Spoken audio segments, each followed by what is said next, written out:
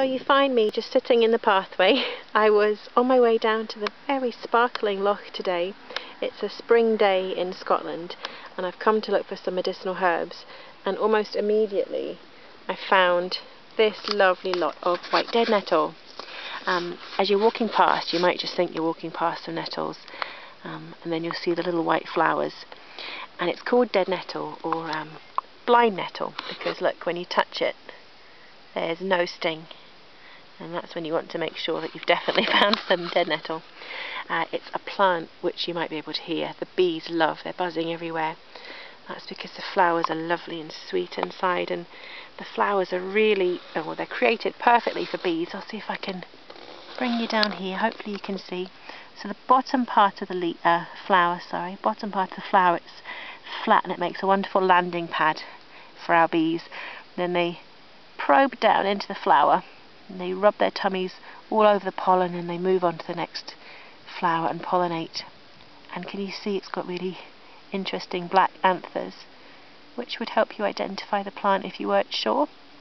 In terms of a sort of netty looking plant with white flowers, it could be confused with another herb we use medicinally called white horehound, which is used for, amongst other things, as a respiratory remedy.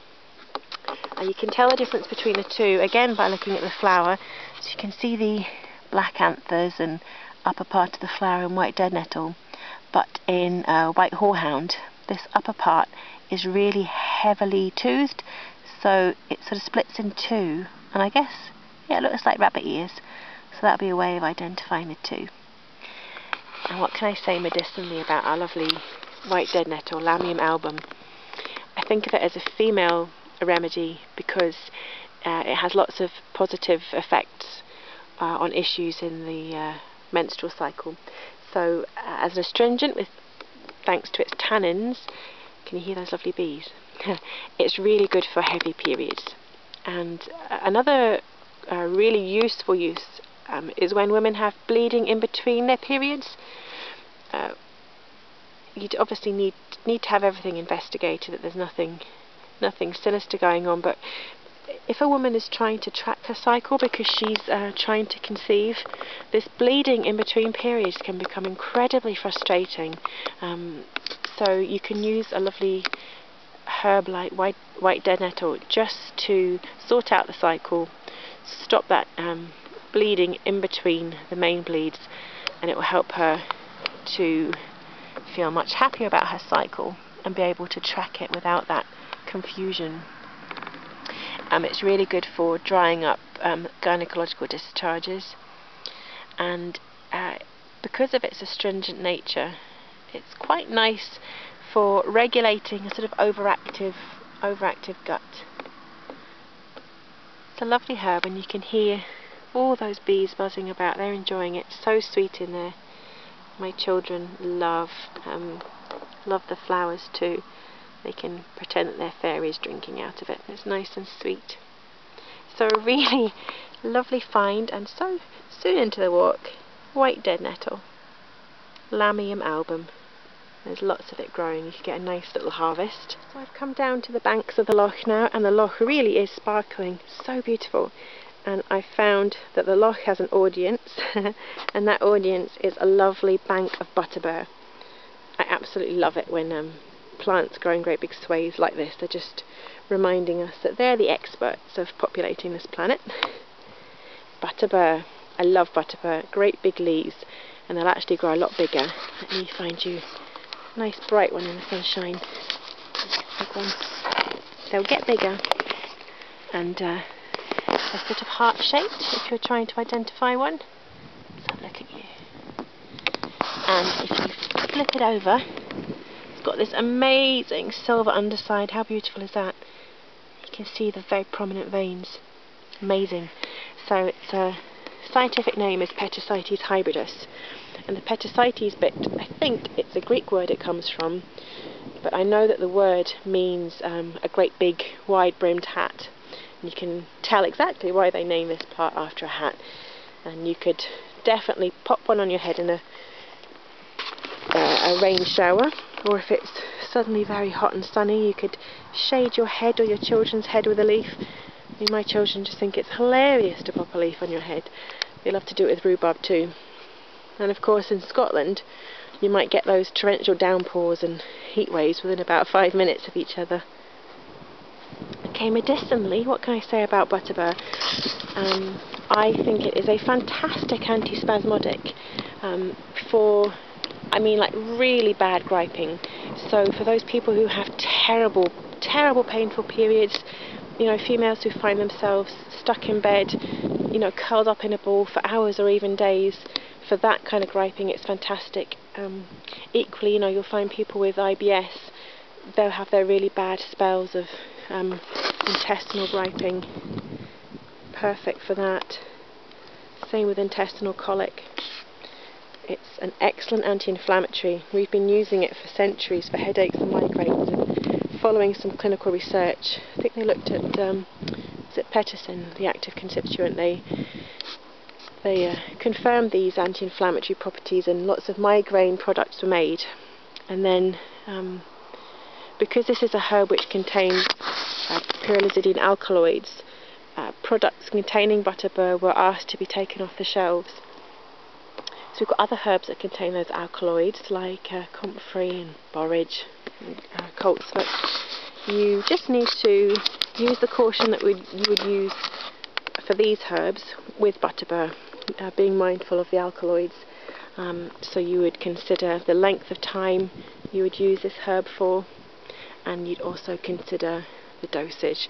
So obviously you'd want to go in low and for short periods. And of course you could just use it as an external remedy. It's got the tannins and the mucilage which make it a lovely wound herb. And again, children would have so much fun making plasters and things with that. It is a beautiful herb. Let's see if I can show you the stalks. Hairy stalks. I just think it's a herb which looks like it comes straight out of Harry Potter. Butterbur. It loves to dip its roots into moist soil, so if you're looking for it, look for bodies of waters, streams, and you'll find it. Beautiful, beautiful butterbur. I'm right down by the water now, and it's making lovely relaxing noises as the water splashes over the rocks, which is a noise which I think is very healing in itself. So let's look for some more herbs, and I'm hoping that I'll have another white dead nettle moment where a herb just appears. And there we go. Straight away I spotted the very distinctive red stems. Let me see if I can show you that. It's sort of in dappled light, so you might not be able to see it too well. It's meadowsweet, Philopendra ulnaria, one of my favourite herbs. A really distinctive leaf shape there. So because it's spring, it's just still lovely and low and leafy, but as the summer comes on, those beautiful creamy, foamy looking flowers will appear. I'm so sentimental about meadowsweet because it's the first herb I harvested as a herbal student, and when you dry it, oh, it smells like, well, to me it smells like childhood spent in hay fields. Just that beautiful, sweet, warm smell of summer. Gorgeous. It's the herb which scientists first extracted what they now call aspirin from, and but unlike aspirin, it's a very different kettle of fish. Aspirin is known to irritate the stomach, whereas meadowsweet is a herb we use to soothe and care for the stomach, repair the stomach, and help an irritated, inflamed gut. It is an antacid, so if someone's got too much acid, they're suffering from heartburn and the like, it'll help bring down those levels. But like many herbs, it also seems to do the opposite of one of its actions. So if someone's got low stomach acid, it'll help bring them back up and help digestion be much easier. Herbs have such complex chemical makeups, so they really can help the body find its way back to balance.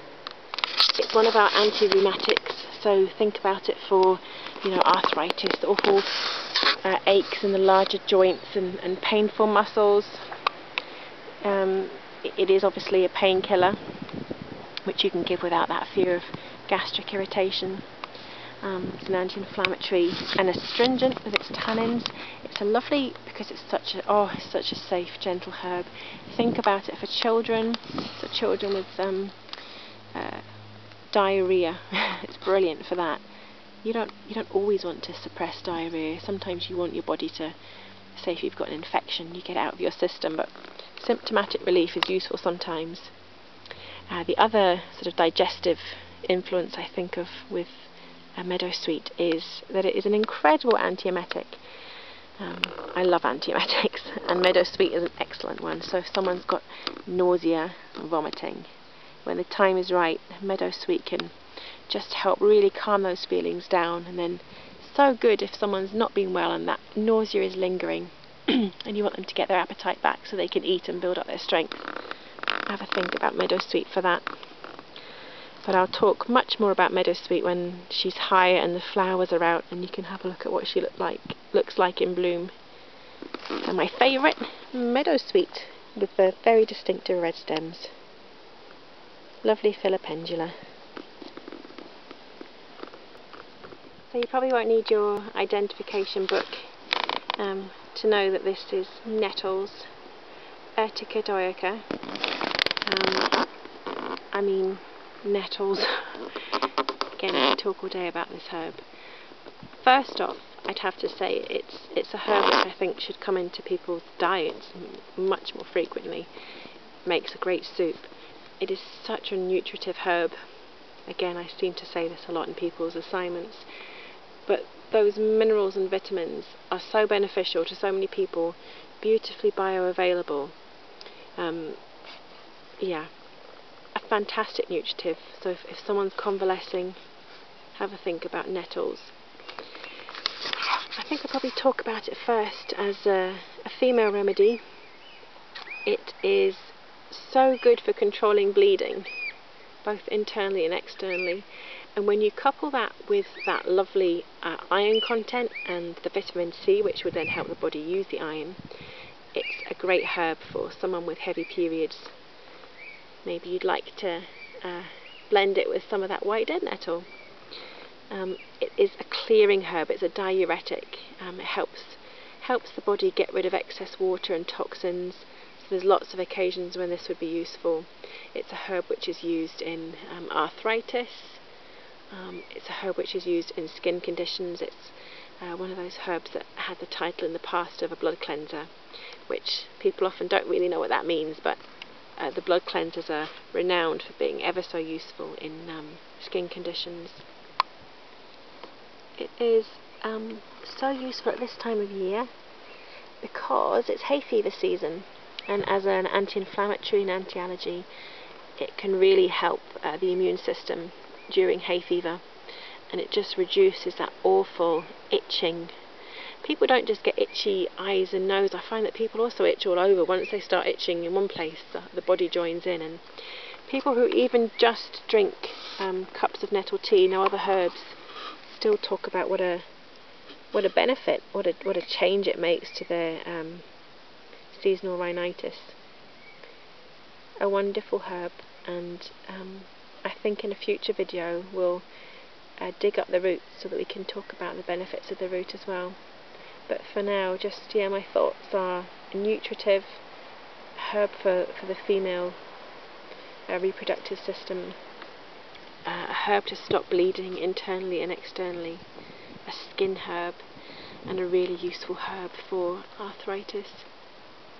And as my students will know, if they've used nettles, I'm very likely to say you should use a bit of cleavers as well. And I'll say you'll often find them growing together. And look, there we go, cleavers and nettles. And I'll go and see if I can find a bigger cleaver patch and have a quick chat about cleavers. So, oh no, I was about to say these aren't actually growing with nettles, but in fact there's a nettle. It's actually next to the butterbur. It's some lovely cleavers. Galium aperine. It's a wonderful lymphatic herb. So it's a herb which will support the lymphatic system, help clear congestion in your lymphatic nodes. The lymph system, it transports our immune system around our body really, all our white blood cells. So a herb that supports that is obviously going to help the body help itself when it's fighting infection. There's that feeling that you get when you're coming down with something. You feel unnaturally tired, you feel your lymph nodes, your glands going, you know, maybe they're hurting, you might feel it in your neck, behind your ears, under your chin or under your arms. Maybe you've got a headache, a bit shivery, a bit of a sore throat, a bit of an upset tummy, you know you're not right. And people in that state now, they just reach for paracetamol, which, you know, completely understand, we've all done it. But reach for cleavers instead. Reach for your Gallium Aperine. You know, you'll find it growing everywhere. Make it into an infusion or a cold infusion. You know, you can fill a glass and top it up with water, leave it overnight and drink that water the next day.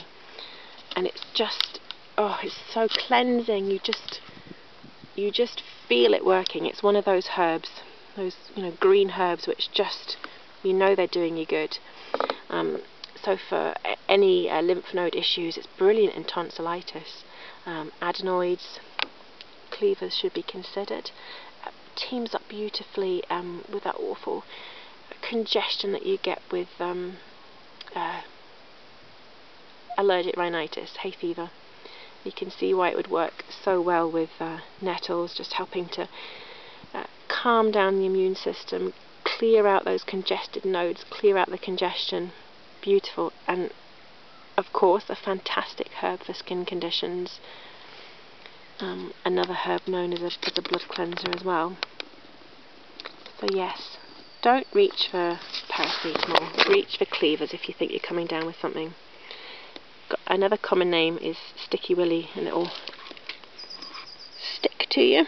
My children love to stick it to my back when I don't know about it, so that I go out in public with foliage stuck to me, but really that's to be expected if someone knows me. There's always a plant somewhere on me. So Gallium Aperine, I'll certainly talk more about this herb, maybe show you how to make up some preparations with it. An excellent ultra lymphatic diuretic, a clearing herb, and it just makes me feel better all the time. It's wonderful. Beautiful cleavers. And see, still growing nettles. Can you see at my feet there's this little clump of herb. And these are quite, well, they always are quite small, but they're particularly small here. Oh, there's a flower over here. I have picked a flower as well further up that I can show you. Here's the flower of the herb. It's a herb I use externally, and it's Lesser Celandine, also known usefully, so that we know what it does, as pilewort. And as you can guess, you'd use it for piles. You pull up the roots, which are meant to look like piles, and they often do actually. You make an ointment. It combines really nicely with plantain for piles. Have a little look. Sorry about the wind. So here's the flower that I picked, and the leaf. Let's see if we can get any of that better. You can see it's a heart-shaped leaf, sort of, with very prominent veins for when you're trying to pick it. But you know, there are an awful lot of yellow flowers out in the wild, so a good identification book is really important. There it is, Lesser Celandine, not to be confused with Greater Celandine. Similar names but completely different plants, with Greater Celandine being a very powerful medicine. So you need to know what you're picking and what you're using it for.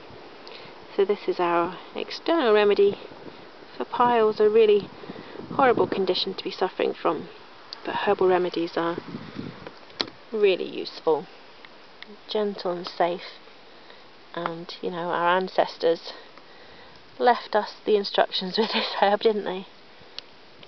Pilewort. You can't keep me away from the water's edge, so I'm back down by the loch. So that was just a really quick mid-spring Scottish herb walk. Just a few herbs I've talked about there, and I would love to talk about more herbs and more in depth about some of those herbs in future videos. And I think I'll just leave you with the loch now.